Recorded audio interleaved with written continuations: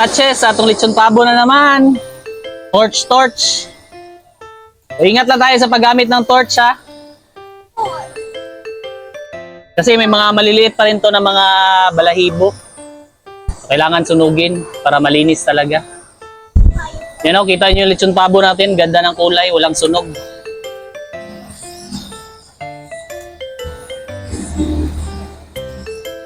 Yan. Sana masatisfied yung customer natin. So, after ng mga delivery nito, later, i-ask pa rin natin yung feedback ni customer.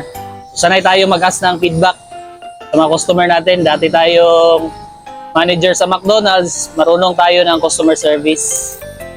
And ask natin yung nila, comment, feedback nila. Para may room tayo sa improvement or ano bang dapat baguhin pa sa lechon natin or sa product natin. Depende. Pero kung maganda naman yung feedback, yun yung extra natin. Parang tip na rin yun pag maganda yung comment ni customer. Siyempre, pag satisfied yung mga customers natin, babalik at babalik yan at saka mag-recommend ng mga customer pa. Yay! Thank you!